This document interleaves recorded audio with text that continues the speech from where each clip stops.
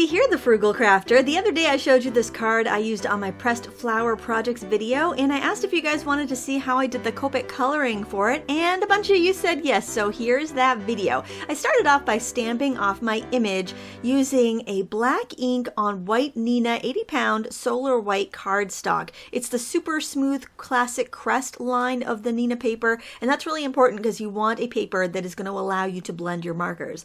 I'm going to use a variety of markers from Prismacolor, Pro Marker, Copic, and you'll find that they all work really well together. By the way, the stamping mount that I used was a Rock-a-Block by Crafter's Companion. The stamp is by Crafter's Companion, although I think it's retired, and the ink was Licorice by Lawn Fawn. I'm starting in with a darker green, and this is a Copic G99 olive marker, and I'm using the Copic Sketch. And I'm putting in my shadows everywhere I see them on the leaf and stem. I like to work dark to light. That's my personal preference. I find it's easier for me to get my dark values in first, and then I do my midtones and my lighter tones. Now I've switched over to a Winsor & Newton Pro marker. The color is Y635, and that's the same as the Letraset Pro markers. They've just been rebranded, and the color name is Pear Green, and I'm going in and coloring over my dark areas and pulling that color out so I get a nice blend. You want to do that all over the stem and the leaf.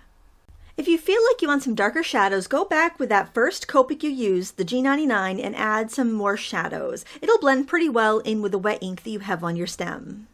To do the flower, I am using 3 different shades of pinkish red. The first one being a Copic color, R59, also known as Cardinal. And I'm using the brush tip end of the Cardinal color just to make it a little bit easier to get in there. Now I'm using a Pro marker in the color Antique Pink, which is R346. And this is one of the old Letraset ones. And I'm kind of going over the dark and then over, kind of pulling it out. And then I'm going in with the lightest Copic, which is R32 Peach, and I am spreading that color out further.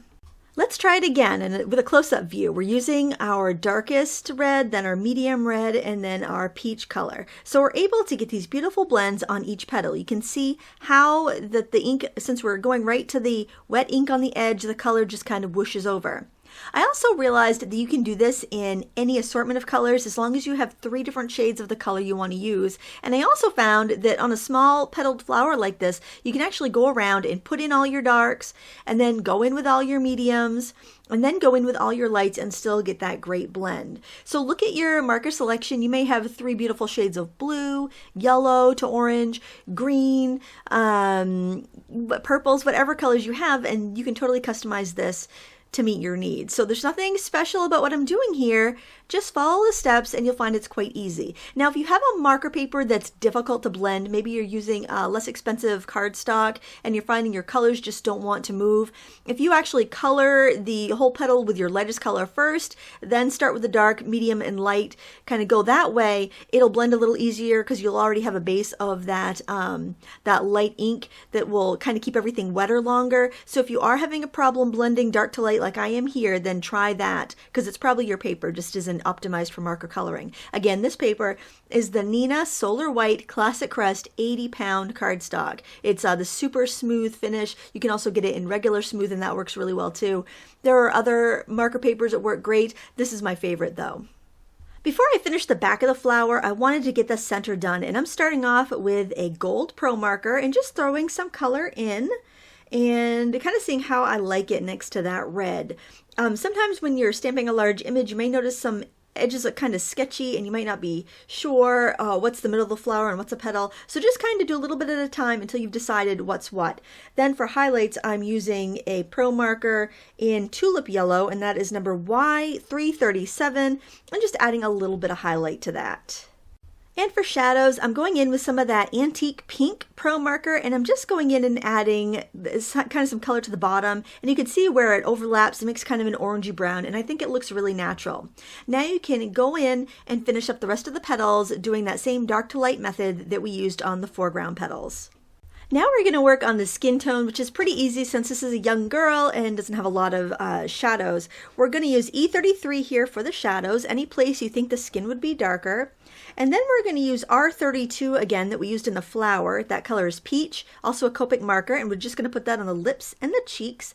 And then we're going to go in with YROO, which is powder pink, another Copic color, and we're going to smooth those colors together so we get a nice even skin tone.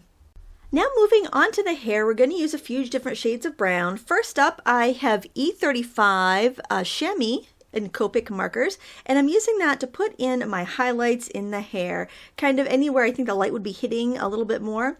And then I'm switching over to a chameleon pen, and that is the color BR2 Hot Cocoa, and I'm putting in my shadows. And I'm actually going over any sort of flowers or details in the hair because I intend to glue tiny little flowers on top of those little embellishments afterwards. So I just want to make sure everything is good and covered at this stage of the game.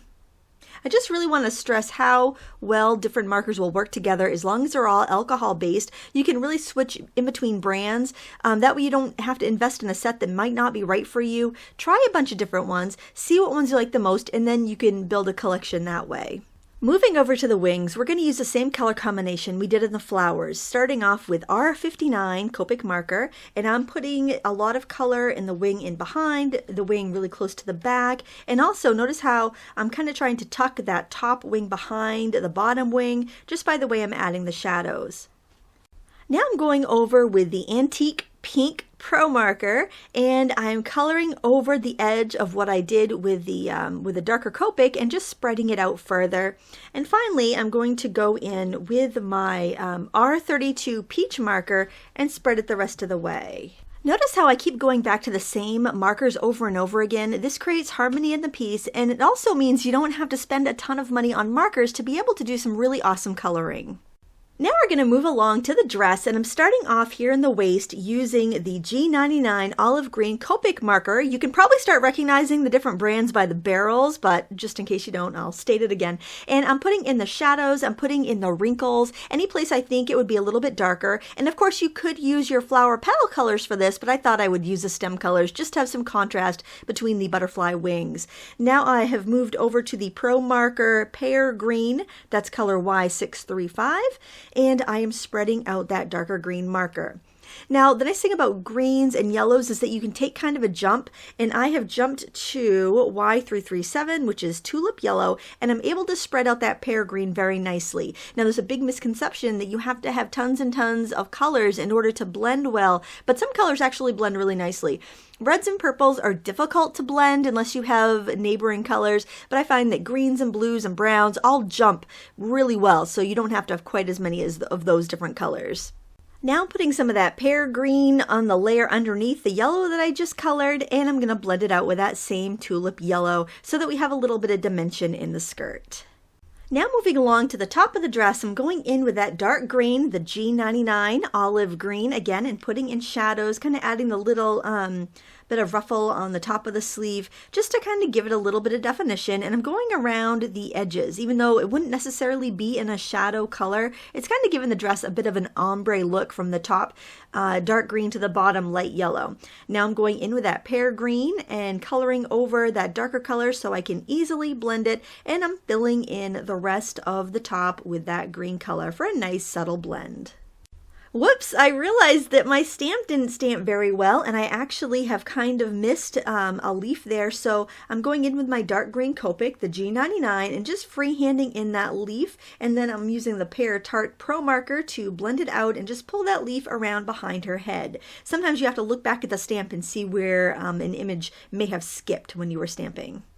And that, my friends, is how you color a cute flower fairy with only 11 markers. I think it's really fun and easy, and I do hope you give it a try. Now, I wanted something in my background here, so what I'm doing is using some color dusters, which are a soft stippling brush, and I'm applying Distress inks to the background. I took a piece of torn paper and used that as a mask so I could do my green and brown at the bottom of the paper, and then do my blues at the top of the paper, kind of giving it a little bit of a landscape. Now, if you saw the video the other day on how I embellished this this card, I used some pressed flowers, and if you missed it, I'll put a link in the video description so you can check it out. It was a really fun card to make, and I really enjoyed it and was happy the way it turned out. The stamp I'm using is from Crafter's Companion. It's one of the official Flower Fairy designs. A couple years ago, they came out with a whole line of them, and I bought one of each design that they had, and I'm so glad I did because I think they're retired now, but you may be able to find them on eBay or Etsy or by contacting crafterscompanion.com. Thank you so much for watching. If you enjoyed this Copic coloring tutorial and would like to see more, let me know in the comments below. Give me a thumbs up, and if you're not already a subscriber, I'd love to have you. Please hit that subscribe button, and we can do some more crafting together. Thank you so much for watching. Until next time, happy crafting.